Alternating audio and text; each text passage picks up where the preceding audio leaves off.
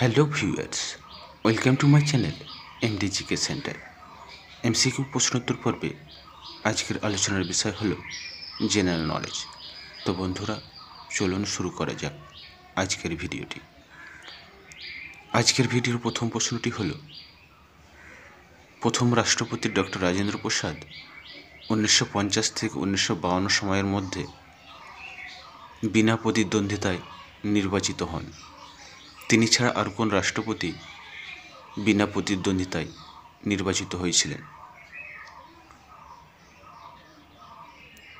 S Radhakrishnan, APJ Abdul Kalam, Hamid Ansari, N সজীব Reddy.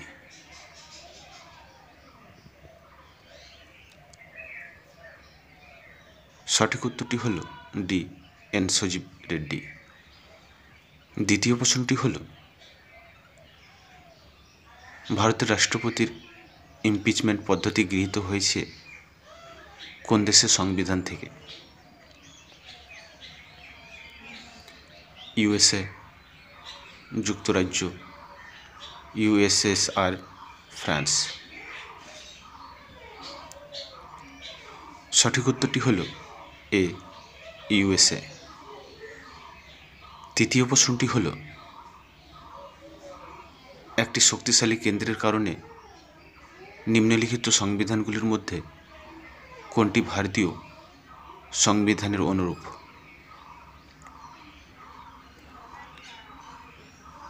USA, Canada, England, Japan.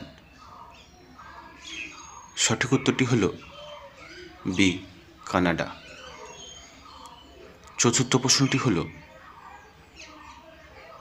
Sachidananda সিনহার সভাপতিত্বে ভারতের গণপরিষদের প্রথম অধিবেশন কত তারিখে নয়াদিল্লির সাংবিধানিক হলে অনুষ্ঠিত হয়? 9 থেকে 23 ডিসেম্বর 1946, 9 থেকে 23 ডিসেম্বর 1947, 20 থেকে 25 জানুয়ারি 1947, 20 থেকে 25 জানুয়ারি 1950। সঠিক উত্তরটি হল এ, 9 থেকে 23 ডিসেম্বর 1946। পঞ্চম প্রশ্নটি হল, নিম্নলিখিতগুলির মধ্যে কার সংবিধান সংশোধনের অধিকার আছে? ভারতের সুপ্রিম কোর্ট, ভারতের পার্লামেন্ট, ভারতের রাষ্ট্রপতি, ইউনিয়ন মন্ত্রী পরিষদ। সঠিক উত্তরটি হল বি, ভারতের পার্লামেন্ট। ষষ্ঠ প্রশ্নটি হল, 1978 সালে ভারতীয় সংবিধানের 44তম সংশোধনের মাধ্যমে নিম্নলিখিত মৌলিক অধিকারগুলির মধ্যে কোনটি কেড়ে নেওয়া হয়েছিল?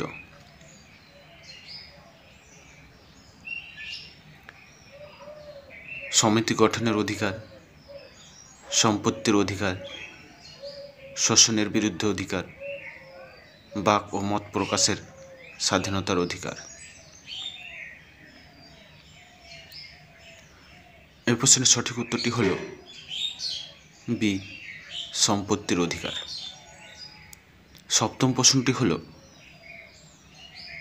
নিম্নলিখিতগুলির মধ্যে কোনটি আমাদের সংবিধানে মৌলিক অধিকারের অন্তর্ভুক্তির ধারণাটিকে সর্বোত্তম সমর্থন করেছিল?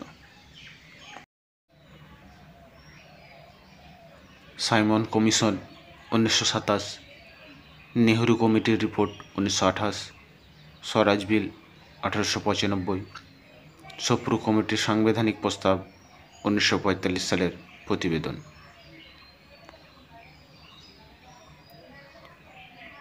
সঠিক উত্তরটি হল ডি, সোপ্রু কমিটির সাংবিধানিক প্রস্তাব 1945 সালের প্রতিবেদন।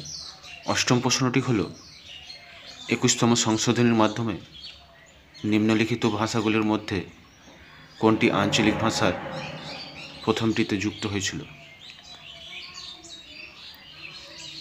ওড়িয়া, কাশ্মীরি, সিন্ধি, অসমিয়া। সঠিক উত্তরটি হল সি, সিন্ধি। 9 নম্বর প্রশ্নটি হল, মিজোরামকে পূর্ণ রাজ্যের মর্যাদা দেওয়ার জন্য ভারতের সংবিধানের একটি সংশোধনের মাধ্যমে নিচের কোন অনুচ্ছেদটি ঢোকানো হয়েছিল?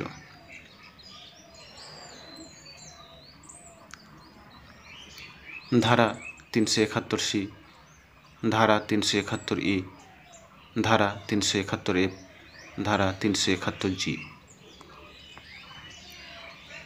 সঠিক উত্তরটি হল ডি, ধারা 371G।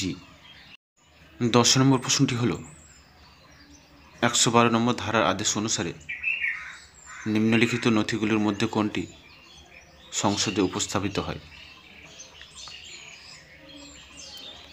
বার্ষিক আর্থিক বিবৃতি, অনুদানের দাবি, বন্টন বিল, অর্থ বিল। এই প্রশ্নের সঠিক উত্তরটি হল এ, বার্ষিক আর্থিক বিবৃতি। 11 নম্বর প্রশ্নটি হল, ভারতে বিচার বিভাগীয় পর্যালোচনার ধারণাটি কোন দেশের সংবিধান থেকে গৃহীত হয়েছে?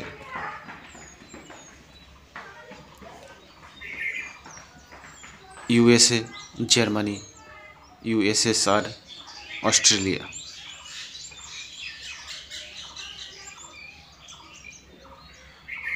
সঠিক উত্তরটি হল এ, USA। 12 নম্বর প্রশ্নটি হল, 1978 সালে কোন প্রধানমন্ত্রীর আমলে মণ্ডল কমিশন গঠিত হয়েছিল? ইন্দিরা গান্ধী, মোরারজি দেশাই, রাজীব গান্ধী, ভিপি সিং।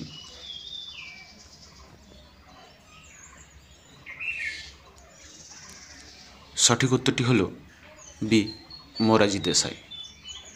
13 নম্বর প্রশ্নটি হল, ভারতের সংবিধানের পরিপ্রেক্ষিতে 13 ডিসেম্বর 1946 তারিখটি নিচের কোনটির জন্য পরিচিত? ক্যাবিনেট মিশন পরিকল্পনা, গণপরিষদ স্থাপন, গণপরিষদের প্রথম বৈঠক, উদ্দেশ্য সমাধান সরানো হয়েছে।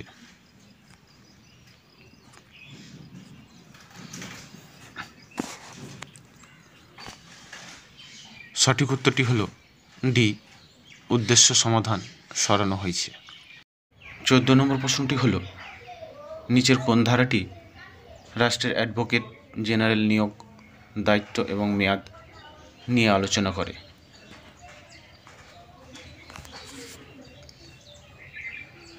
ধারা 155, ধারা 160, ধারা 162, ধারা 165।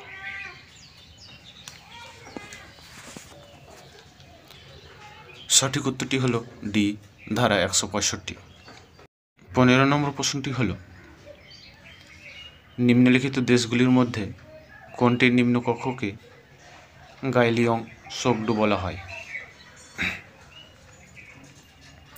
Bhutan, Myanmar, Thailand, Cambodia. সঠিক উত্তরটি হল এ, ভুটান।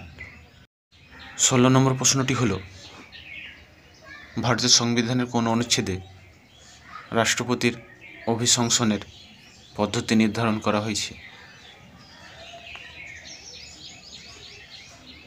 ধারা 60, ধারা 61, ধারা 65, ধারা 69। সঠিক উত্তরটি হল বি, ধারা 61। 17 নম্বর প্রশ্নটি হল, ভারতের সংবিধান কাকে ভারতের সমস্ত আদালতে শ্রোতাদের অধিকার দেওয়ার ক্ষমতা দিয়েছে? ভারতের রাষ্ট্রপতি, ভারতের প্রধান বিচারপতি, ভারতের অ্যাটর্নি জেনারেল, ভারতের সলিসিটর জেনারেল। সঠিক উত্তরটি হল সি, ভারতের অ্যাটর্নি জেনারেল। 18 নম্বর প্রশ্নটি হল, হাইকোর্টের বিচারকের বেতন নিচের কোনটি থেকে দেওয়া হয়? ভারতের একত্রিত তহবিল, রাজ্যের একত্রিত তহবিল, ভারতের কন্টিনজেন্সি ফান্ড, রাজ্যের কন্টিনজেন্সি ফান্ড। সঠিক উত্তরটি হল বি, রাজ্যের একত্রিত তহবিল। 19 নম্বর প্রশ্নটি হল, কোন আইনটি ইস্ট ইন্ডিয়া কোম্পানি বাণিজ্যিক ও রাজনৈতিক কার্যাবলীর মধ্যে স্পষ্টভাবে পার্থক্য করে? 1813 সালের সনদ আইন, 1784 সালের পিটস ইন্ডিয়া অ্যাক্ট, 1833 সালের সনদ আইন, 1853 সালের সনদ আইন।